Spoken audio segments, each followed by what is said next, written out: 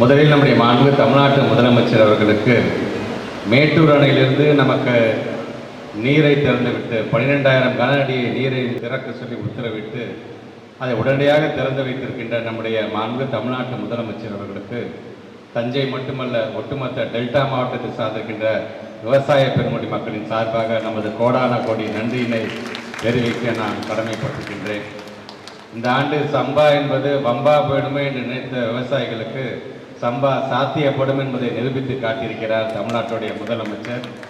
அதே வேளையில் இன்றைக்கு மேட்டூர் அணையுடைய அடி என்பது 116.36 அடியாக வந்து இன்னும் 2 தினங்களில் அது 120 அடியாக அது உயரும். அப்படி உயரும் பொழுது இன்னும் அதிகப்படியான தண்ணீரை நாம் திறந்துவிட ஒரு நிர்பந்தம் ஏற்படும். அப்படி வரும் பொழுது கரையோரம் இருக்கக்கூடிய மக்கள்லாம் பாதுகாப்பாக இருக்க வேண்டும் என்கின்ற முதலமைச்சருடைய அறிவுரை, துறையினுடைய அமைச்சராக இருக்கிற அண்ணன் KKSSR ராமச்சந்திரன் அண்ணன் அவர்களுடைய அறிவுரை, இதை ஏற்று உடனடியாக நான் பொறுப்பு அமைச்சராக இருக்கின்ற காரணத்தில் நம்முடைய மாவட்ட ஆட்சித்தலைவர் எடுத்து சொல்லி இதற்கென்று ஏறத்தாழ ஒரு 28 துறையை சார்ந்திருக்கின்ற அதிகாரியோடு அமர்ந்து கரையோரம் இருக்க வேண்டிய மக்கள் பொதுவாக ஒரு வெள்ளம் என்று வரும்பொழுதும் அதிகப்படியான நீர் வரும்போது நாம் எப்படி பாதுகாப்பாக இருக்க வேண்டும், நம்மை நம்பியிருக்கின்ற கால்நடைகள் எப்படி பாதுகாப்பாக இருக்க வேண்டும் என்று ஒரு தனியாக ஒரு கூட்டத்தை இன்றைக்கு நாங்கள் போட்டிருக்கின்றோம்.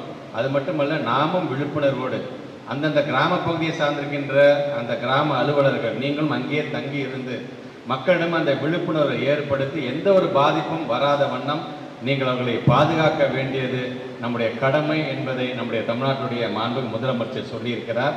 ஆக அந்த விதத்தில் ஒவ்வொரு ஆண்டும் எப்படி நாம் பாதுகாப்பாக இருப்போமோ அதே போன்று இந்த ஆண்டும் நாம் பாதுகாப்பாக இருப்பதற்கு பொதுமக்களாகிய நீங்களும் எங்களுக்கு அந்த ஒத்துழைப்பை நல்க வேண்டும் என்று இந்த நல்ல இனிய வினாவில் மூலமாக நான் கேட்டுக்கொள்ள கடமைப்பட்டிருக்கின்றேன்.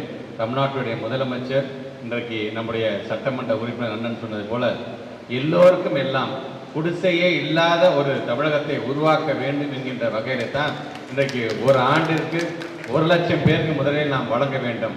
கிட்டத்தட்ட 3,500 கோடி ரூபாய் அதற்கென்று ஒதுக்கீடு செய்திருக்கின்றார்கள். ஒவ்வொரு வீட்டினுடைய அந்த மதிப்பு என்பது 3,50,000 லட்சம் ரூபாயாக அது இருக்கும். 4 விதமாக அந்த வீடு எப்படியெல்லாம் கட்ட வேண்டும் என்று உங்களுக்கென்று தனியாக ஒரு வடிவமைக்கப்பட்டிருக்கிறது.